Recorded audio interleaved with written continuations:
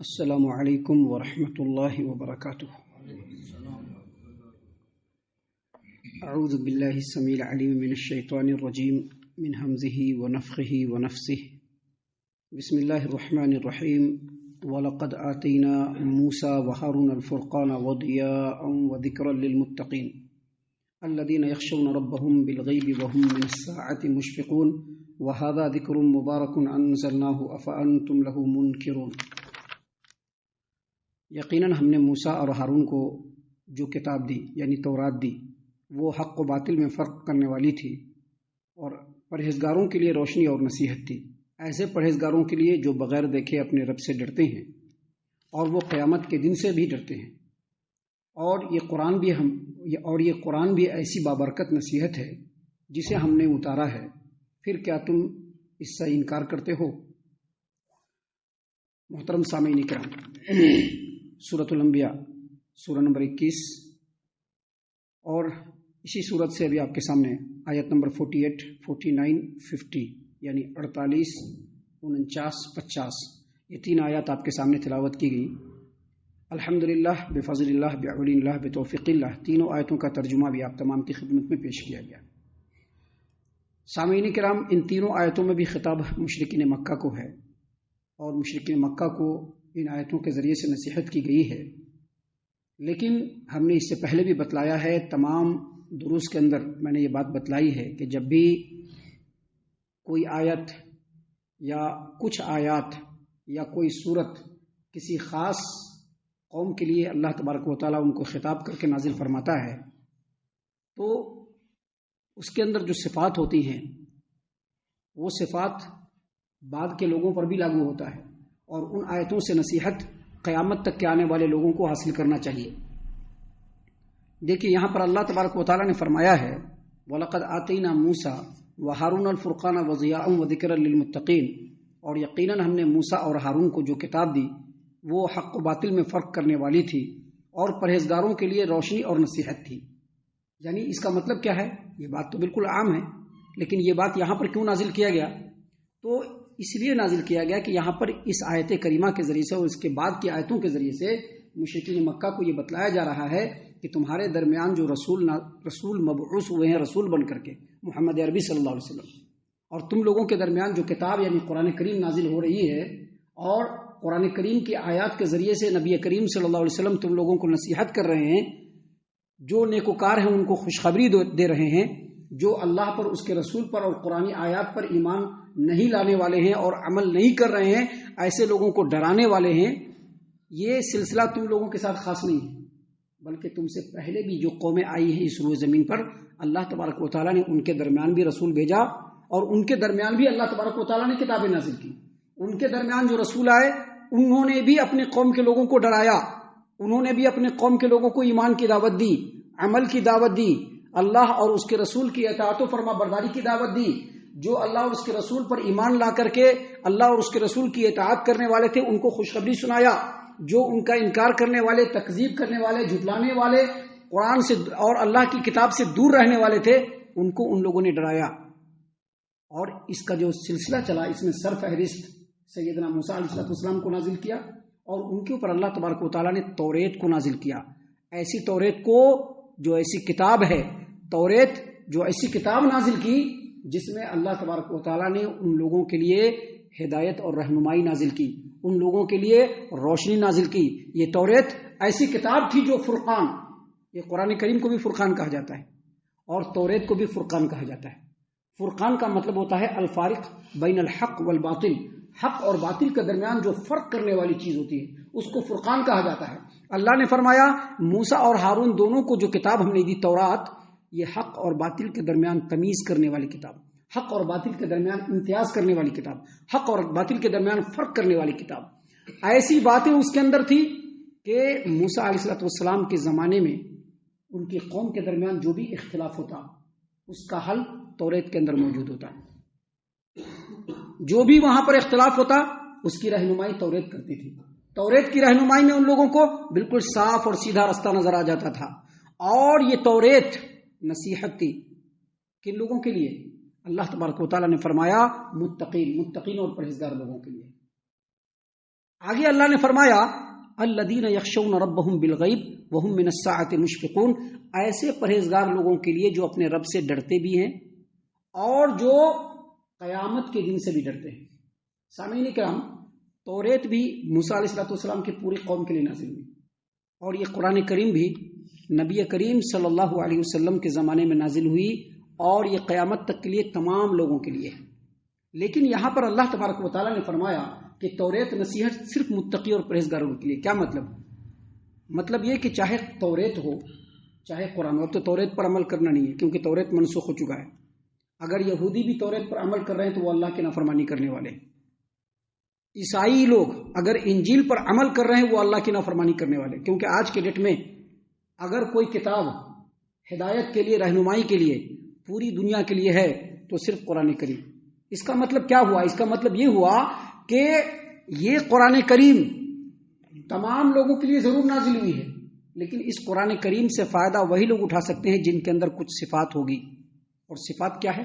رب العالمین پر ایمان لانا۔ اللہ تعالیٰ نے سورۃ البقرہ کے آغاز میں ہی اس قرآن کریم کے بارے میں کہا ذالک الکتاب لا ریب فیہ، یہ کتاب ایسی ہے جس میں کوئی شک نہیں ہے، جس کو اللہ نے نازل کیا ہے۔ ھدی للمتقین، یہ متقی اور پرہیزگاروں کے لیے نصیحت ہے۔ متقی اور پرہیزگار کون ہیں؟ الذین یؤمنون بالغیب، جو بغیر دیکھے ایمان لاتے ہیں، غیب پر ایمان لاتے ہیں۔ یہاں پر کہا بن دیکھے رب پر ایمان لاتے ہیں۔ الذین یخشون ربہم بالغیب، بغیر دیکھے رب سے ڈرتے ہیں۔ رب کو دیکھا نہیں ہے، رب کو کسی نے دیکھا ہے پھر بھی ڈرتے ہیں نا۔ جنت کو کسی نے دیکھا ہے، ایمان ہے نا۔ جہنم کو کسی نے دیکھا ہے، ایمان ہے کہ نہیں ہے۔ قیامت قائم ہوگی، کسی نے نہیں دیکھا، ایمان ہے کہ نہیں ہے۔ ہم لوگوں نے ہمارے رسول کو نہیں دیکھا، ایمان ہے کہ نہیں ہے۔ تو جو متقی اور پرہیزگار لوگ ہوتے ہیں وہ بغیر دیکھے اپنے رب پر ایمان لاتے ہیں، اپنے رب سے ڈرتے ہیں، اور قیامت کے دن پر بھی ایمان رکھتے ہیں، اور قیامت کے دن سے بھی ڈرتے ہیں۔ اس سے یہ پتا چلا کہ یہ قرآن کریم ایسی چیز ہے جس سے سبھی فائدہ حاصل نہیں کر سکتے۔ اس کو فائدہ حاصل کرنے کے لیے کچھ شرائط ہیں، اس میں سے یہاں پر 2 شرط لکھا گیا ہے، اور قرآن کریم میں دوسرے مقام پر کچھ اور بھی شروط ہیں، جہاں پر نماز کو قائم کرنا، زکوٰۃ دینا، جو اللہ تبارک و تعالیٰ نے دیا ہے اس میں سے خرچ کرنا، جو اللہ تبارک و تعالیٰ نے قرآن میں نازل کیا ہے اس پر ایمان لانا، قرآن سے پہلے جتنی کتابیں نازل ہوئی اس پر ایمان لانا، اور آخرت کے دن کے اوپر یقین رکھنا۔ جن لوگوں کے اندر یہ صفات نہیں ہوگی، قرآن سے ان کو کوئی فائدہ نہیں حاصل ہو سکتا۔ قرآن سے اگر فائدہ حاصل کرنا ہے نا، پکے نمازی بن جائیے، پکے نمازی، اور قرآن کریم پر غور و فکر کرنا شروع کر دیجئے۔ پکے نمازی کا کیا مطلب؟ کل میں نے بتلایا تھا، نماز پڑھنے سبھی لوگ آتے ہیں، لیکن کیا سبھی رب کو راضی کرنے کے لیے نماز پڑھنے آتے ہیں؟ نہیں، رب کو راضی کرنے کے لیے نماز پڑھنے آئیے۔ گاؤں کے لوگ کیا کی بولتی ہیں، چلو نماز پڑھ لیتے ہیں۔ فلاں ابا چچا کیا بولتی ہیں، چلو نماز پڑھ لیتے ہیں۔ بڑی مشکل ہوتا ہے نماز پڑھنے میں، پھر بھی چلے آتے ہیں نماز پڑھنے۔ یہ نماز پڑھنا ہوا، یہ بھی نماز پڑھنا ہوا، لیکن ایک آدمی نہیں، ہمارے رب کا حکم ہے ہم نماز پڑھنے آئے۔ پکے نمازی بن جائیے، پکے نمازی بن جائیے۔ ہمیشہ دل میں آخرت کا خوف ہو کہ ہمارے لیے آخرت میں رب العالمین کے سامنے کھڑا ہونا ہے، رب العالمین کے سامنے کھڑے ہو کر کے اپنی باتوں کا، اپنے عملوں کا جواب دینا ہے۔ جو عمل ہم کرتے ہیں ہمارا رب ہر چیز دیکھ رہا ہے، یہ چیز دل میں آنا۔ ابھی گاؤں والے، قوم والے کا ڈر ہمارے دل کے اندر بسا ہوا ہے، ہمارے سامنے اللہ کا حکم آیا پھر بھی اس کو ایسے پیچھے پھینکا اور وہ عمل کیا جس سے لوگ خوش ہو جائے، کبھی بھی قرآن کریم سے فائدہ نہیں ہو سکتا ہے۔ دیکھیے، آسمان سے بارش برستا ہے کہ نہیں برستا ہے؟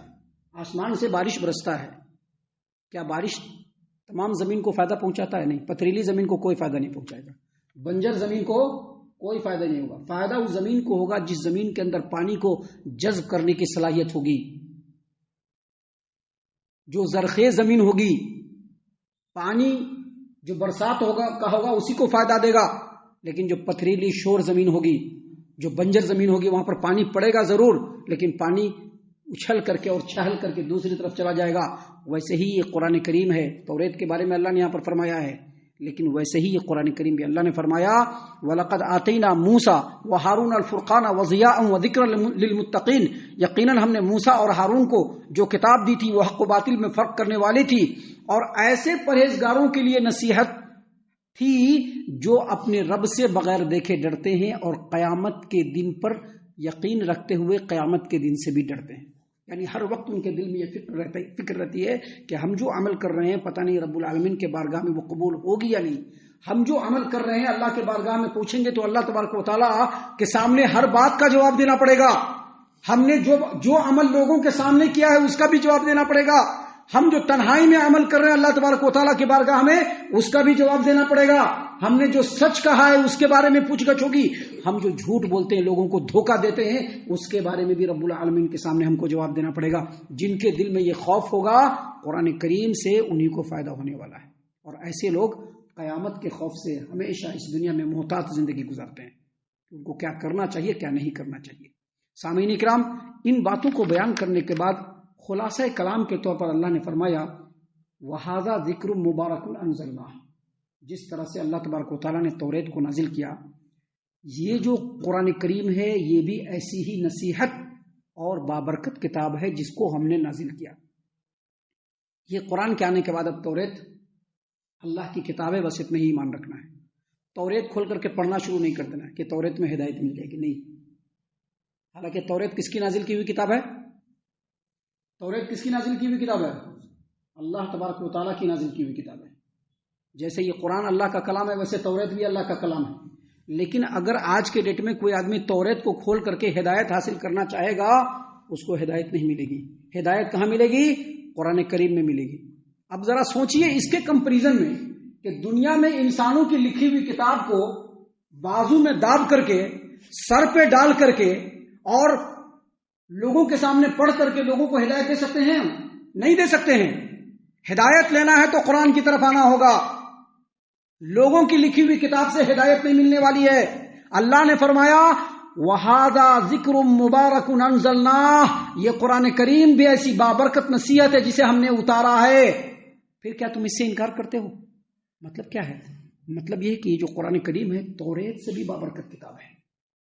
اس کے اندر پچھلی آسمانی کتابوں کی جتنی بھی خوبیاں ہیں سب اللہ نے اس میں نازل فرمائی. پچھلی آسمانی کتابوں میں جتنی باتیں ہیں ان تمام باتوں کا نچوڑ اللہ تبارک و تعالیٰ نے اس میں بیان فرما دیا ہے. لوگوں کے جتنے بھی اختلافات ہیں تمام اختلافات کا حل اللہ تبارک و تعالیٰ نے قرآن کریم میں ڈال دیا کہ نہیں ڈال دیا؟ اب ہم قرآن کو دیکھیں گے ہی نہیں تو ہمارا اختلاف دور کیسے ہوگا؟ ہم قرآن کریم کو پڑھیں گے ہی نہیں تو ہمارا اختلاف دور کیسے ہوگا؟ ہم قرآن کریم کے معنی اور مفہوم پر غور و فکر کریں گے ہی نہیں تو ہمارا اختلاف دور کیسے ہوگا؟ لہٰذا یہ جو قرآن کریم ہے اللہ نے فرمایا یہ قرآن کریم فرقان بھی ہے، حق و باطل میں فرق کرنے والی. جن کا عمل اس قرآن کریم کے مطابق ہے وہ حق پر ہیں، اور جن کا عمل اس قرآن کریم سے ہٹ کر کے ہے چاہے وہ کتنی بڑی تعداد میں کیوں نہیں ہو وہ حق پر نہیں ہے. کیونکہ یہ قرآن کریم فرقان ہے، ضیاء اور نور ہے. یہ قرآن کریم ذکر اور تذکرہ ہے. یہ قرآن کریم قیامت تک کے آنے والے لوگوں کے لیے رحمت ہے اور باعث رحمت ہے. یہی قرآن کریم ایسی کتاب ہے جس میں دیکھ کر کے انسان ہدایت اور رہنمائی حاصل کر سکتا ہے، اپنی زندگی کو سنوار سکتا ہے، سدھار سکتا ہے، آخرت کو بنا سکتا ہے. اس لیے اللہ تبارک و تعالیٰ نے آگے بیان فرمایا مشرکین مکہ کو کہ افنتم لہ منکرون، کیا تم لوگ اس سے انکار کرتے ہو؟ یہ تو بڑی بدبختی کی بات ہے. جو لوگ بھی اس قرآن کریم سے منہ موڑیں گے یقینی طور پر وہ بدبخت ہوں گے. جو لوگ بھی اس قرآن کریم کو چھوڑ کر کے دوسری جگہ ہدایت حاصل کرنے کی کوشش کریں گے یقینی طور پر وہ بدبخت ہیں. سامعین اکرام، ابھی اس صورت کریمہ میں اور بھی آگے باتیں ہیں جو اللہ تبارک و تعالیٰ نے مشرکین مکہ کی نصیحت کے لیے بھی اور ہم لوگوں کی نصیحت کے لیے بھی نازل فرمائی ہے، جس کو انشاءاللہ کل اور کل کے بعد کے دروس میں ہم آپ کے سامنے پیش کرنے والے ہیں. ہم اللہ سے دعا کرتے ہیں کہ اللہ تعالیٰ ہم تمام کو ان باتوں کے اوپر خوب غور و فکر اور تدبر کرنے کے ساتھ ساتھ ان باتوں کے اوپر عمل کرنے کی بھی توفیق عنایت فرمائے. آمین. اللہ تعالیٰ ہم تمام کو صحیح معنوں میں پکا سچا مومن مسلمان بنائے، اللہ اور اس کے رسول صلی اللہ علیہ وسلم کی اطاعت و فرما برداری کرنے والا بنائے، صحابہ کرام رضی اللہ عنہم کے طریقے پر چلنے والا بنائے، جنت الفردوس میں جگہ عطا فرمائے. اے اللہ ہم تمام کو جہنم سے پناہ دے. اے رب العالمین ہم تمام کو جہنم سے پناہ دے. اے مالک الملک ہم تمام کو جہنم سے پناہ دے. آمین یا رب العالمین. وما علینا الا البلاغ المبین.